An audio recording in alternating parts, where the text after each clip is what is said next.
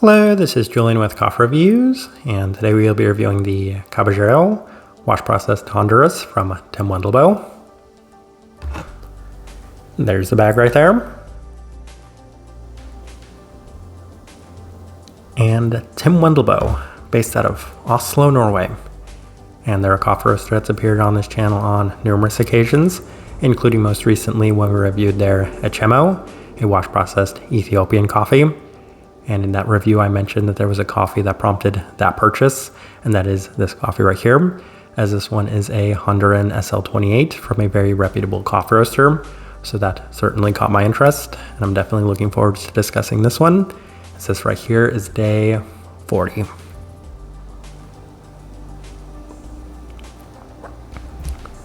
And recipe we went with for this coffee was Tim Wendelboe's recipe, which is a 15.38 to 1 water to coffee ratio, brewed at 99 degrees Celsius, about 210 degrees Fahrenheit. And I liked this one best through the V60, which indicates a more medium fine grind worth profile for this coffee. So Tim Wendelboe is notorious for roasting on the very light side of the spectrum. And this one right here, while I would say that it's still a very, very light coffee, it may not have necessarily been quite as light as even the Echemo. So a slight bit more development, but even then, still a very light coffee by most standards and metrics. With all of that out of the way, let's go and start discussing this coffee. Day 15. First impression, and we opted for the V60, and it came out pretty straightforward as far as first impressions go, as there was a fair bit of the darker chocolate to complement a lot of the classic Tim Wendelboe herbality, which is something we mentioned a lot in the Echemo review, as Tim Wendelboe is notorious for having a lot of herbal aspects to their coffees. There's a slight bit of tartness as well, and it was surprisingly robust, but for the most part, just an okay start, as it was straightforward, but maybe not necessarily quite as good as I was expecting. I will be completely honest, I had some pretty high expectations for this coffee going into it. Day 18 through the Chemex, and this was a better second impression, as the coffee was offering a cleaner milk chocolate base with much more of the listed red berries and a slightly brighter sense also present within this one. It does finish with that classic Tim Wendelboe Caballero herbality in a long-lasting sense, and the reason I say that is because we've actually reviewed a number of the Caballero coffees from Tim Wendelboe in the past, including the Pacamara and the Gesha, both of which seemed to have that slightly lingering herbal component to them. That was also an ever-present aspect of this coffee as well. We continue on to day 22 as we opted for the April brewer, and there has definitely been notable improvement over the last couple of days, as this one has much better definition to the milk chocolate base in a slightly sweeter sense.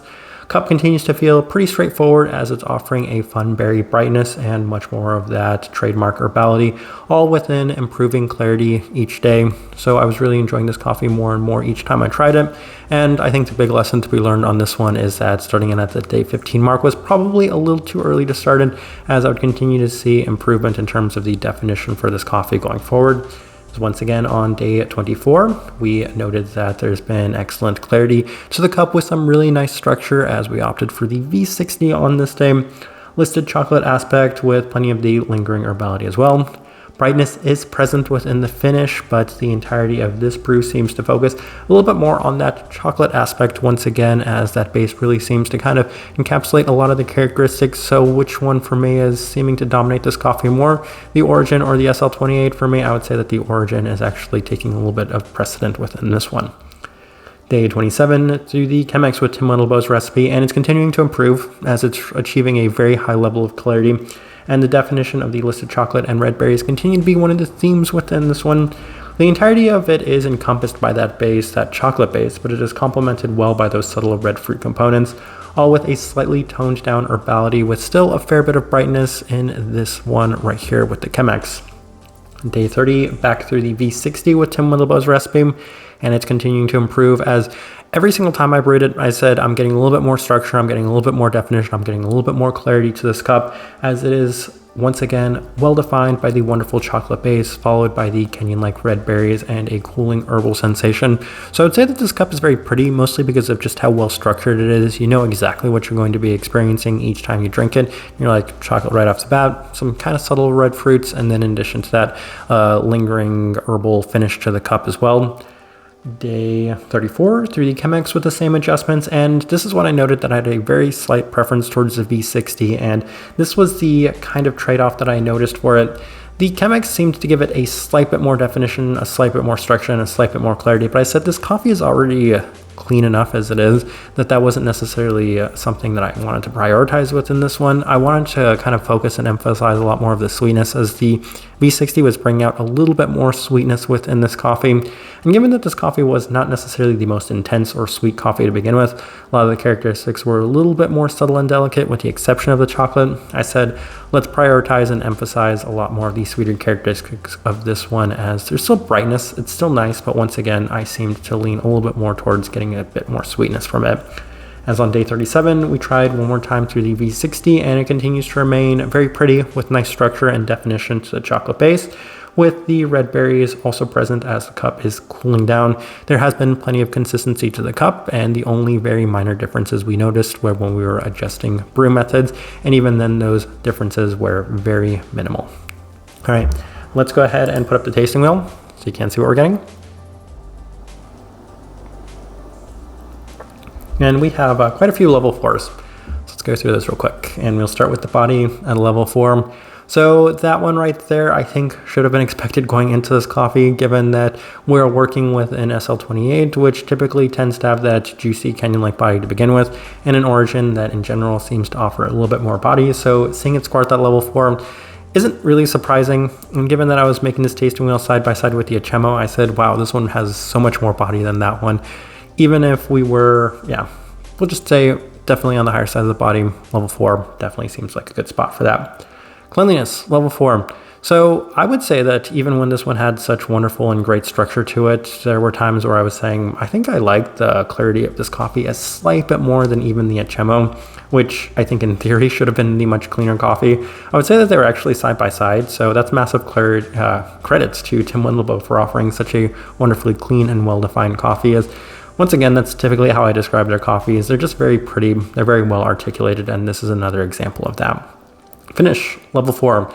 And while I mentioned in that Achemo review that I wasn't the biggest fan of the kind of citric and herbal finish to it, this one right here, while it still offered that herbality within the finish, it was made up for by giving me some slight hints at subtle characteristics. So most specifically those red berry components to it, I'm like, this is really nice, it's subtle, it's delicate, and I think it takes a little bit more than the kind of blatant in your face experience that you can have from Kenyan coffees to kind of pull it out and say, this is really nice in the way that it is presented within this coffee. Berry fruit, level 4. So I will have to say that this is on the lower side of the level 4. Most often I put those berry fruits at the level 4 for Kenyan coffees, but this one right here, it's not to that same extent. And while it's still present and the second most pronounced characteristic to this coffee, I would say that it does not reach that true level 4 mark, the slightly lower side of level 4, but given that it is that second characteristic in this one, I wanted to place it at that level 4. Chocolate, level 4, and that's the one that is the most defining characteristic of it, as right off the bat I said, this is what I'm tasting, and then the entirety of this coffee, I could say, this is the base of it, and then everything that comes out after or out of this coffee is going to be either in contrast or complementing that chocolate base in general, but I really liked the definition of that part of it, so that's another thing that I enjoyed quite a bit about this one. Then we have a handful of level 3s. We will start with the sweetness at a level 3. Once again, I don't think the priority of this coffee is sweetness. I think it's actually a little bit more of that subtle beauty that's present within it. And I'm not going to kind of take away from this coffee because it did not reach that level 4 for the sweetness. I will be honest, I really wanted much more sweetness from it, and that's why I was trying to drive it to getting a little bit more sweetness. But I think it's made up for just, again, by the kind of subtle characteristics of this coffee. So level 3. Acidity, level 3, and that's kind of where I made my decision on the Achemo to bump it up to level 4, because I said these coffees are kind of closed, but the Achemo feels like it has a slight bit more brightness. I may have expected this one to have a little bit more bright characteristics to it, given that it is an SL28 coffee, but maybe that's a little bit more of an indictment on the origin, as those Kenyan coffees, I don't think I've ever scored a washed Kenyan coffee anywhere lower than a level 4, no matter how it's roasted in terms of the brightness. But this one right here, it seems to be at that level 3, and maybe that's where the origin really plays a role in it. Florality, level 3. It's something I've hardly discussed, but it did have some of those nice subtle red floral components to it, those hibiscus, those rose petals, a lot of the things you experience from Kenyan coffees. I would say that those were also a little bit more subtle within this one, but when I was experiencing them in complement to the red berry characteristics, I was like, this is actually another really pretty thing within this coffee. Citrus fruit, level 3. And that's another thing I experience with a lot of Kenyan coffees is this one offers a very nice marriage of those two things, the origin of the Honduran coffee and then the Kenyan-like characteristics. And that includes that kind of, I would say, undefined citric quality that I can experience from a lot of those Kenyan coffees. That was slightly present within this one. So level 3 seems like a good spot for it. And yeah, outside of that, I don't think there's anything else worth discussing in this tasting wheel. I do think it's a pretty good representation of what I was getting from this coffee. All right, so my overall thoughts and impressions of this coffee.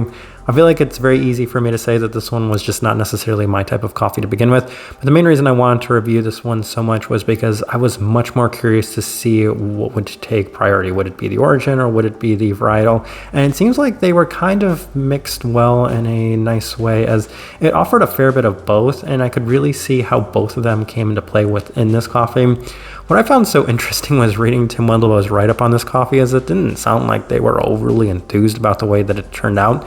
But I think that it was just really pretty coffee in general, as it had really nice structure to it. And while those characteristics may have been a little bit more subtle, a little bit more delicate, and may not have necessarily been as intense or pronounced as I would have wanted, I just appreciated this coffee for what it was, which once again is one of those things where Tim Wendelboe's coffees just seem to be appreciating them more for what they are, as rarely do I go into one of the Tim Wendelboe coffees expecting it to be one of my favorite coffees of the entire year. As I always say, they seem to go with a profile that isn't necessarily appealing to me with a lot of those herbal characteristics, but oftentimes I can just appreciate the beauty for what it is, which is another example with this coffee right here. Type of person I would suggest this coffee to, I feel like there's a perfect person for this one right here. If you do enjoy those two specific things, so your classic Honduran characteristics with your Kenyan SL28 like characteristics, this one had both of those with maybe not necessarily as much of those really bright, those really floral, or those really strong berry characteristics that you can associate with the Kenyan coffees. But I think it's actually a little bit more enjoyable that those things are ever so slightly toned down, because you can appreciate them in a much more subtle sense as opposed to the very in-your-face sense that a lot of Kenyan coffees can offer, while at the same time still giving it some of those Honduran characteristics with a little bit more body and just a little bit more of that chocolate base to it. So a really nice combination of those two things, and I feel like that's the best way I can leave this review. If you by chance had an opportunity to try this coffee, I'd love to know your thoughts and impressions of it as well. If you're enjoying the content, give this video a like, subscribe if you're not already subscribed. This right here has been a review of the Caballero wash processed Honduras from Tim Wendelboe. Thank you for watching.